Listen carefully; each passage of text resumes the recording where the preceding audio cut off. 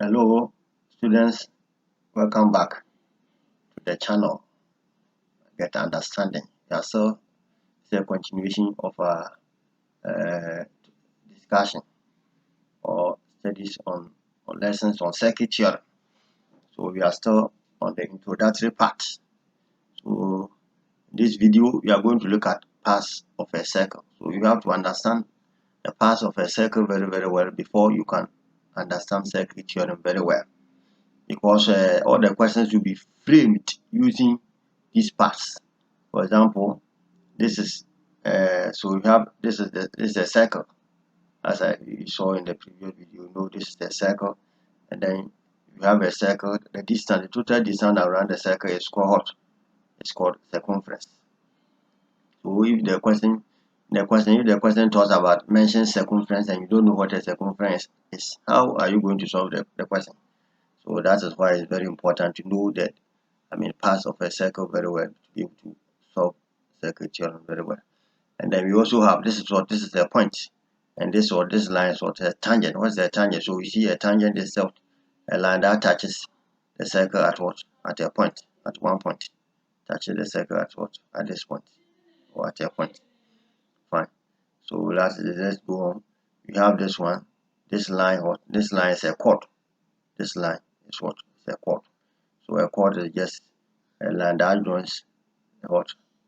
The circumference, or the distance from one point on the circumference to another point on the same circumference. And then you have this shaded portion.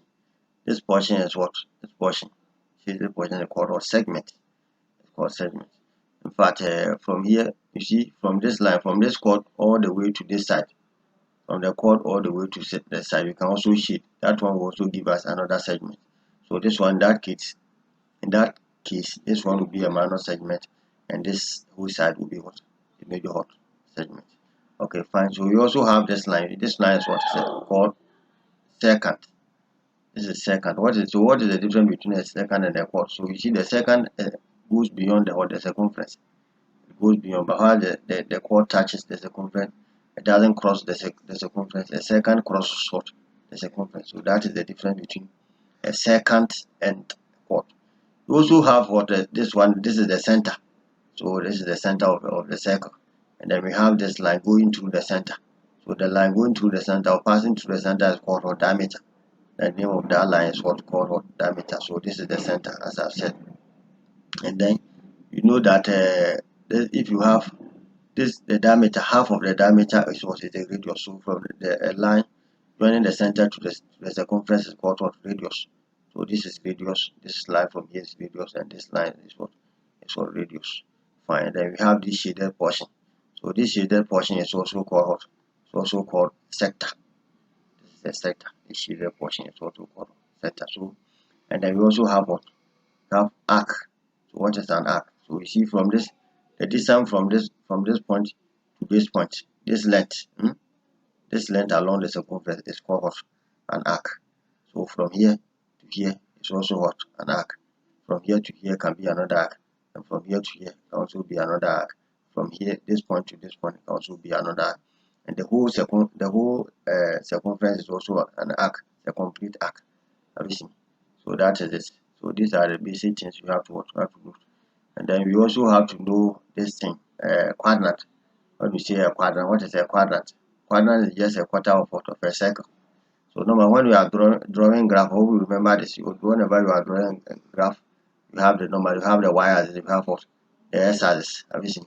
So this is the x-axis, and this is the y. So normally you see that this is a Cartesian plane, and then we have the first quadrant. This is the first quadrant. This side is what? Is the first quadrant. This is the second quadrant, and this is the third, and this is the fourth. Have you seen? So when you draw a circle around it, have you seen? Then we see that this whole side is what? The quadrant.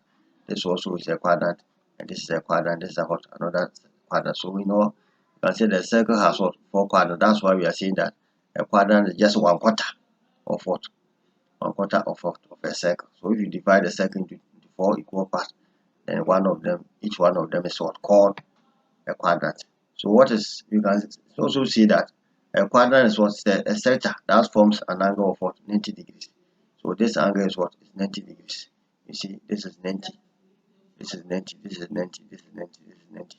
But you see, this theta does not, this angle here is not what? It's not 90 degrees, it's less than 90 degrees.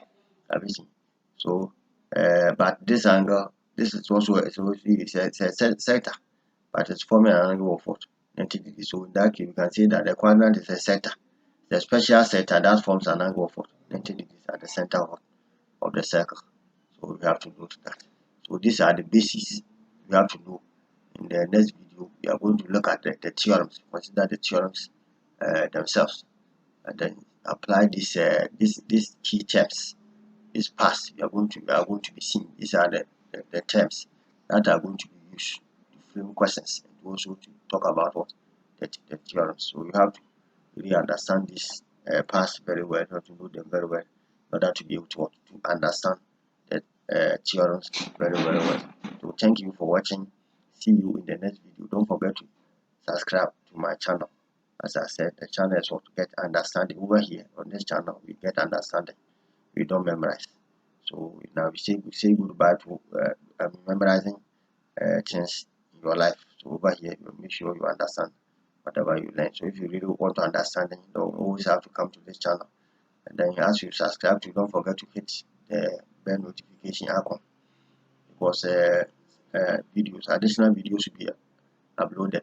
If you hit the bell notification icon when videos are added, you'll be notified. So don't forget to do that. Thank you very much for watching, and see you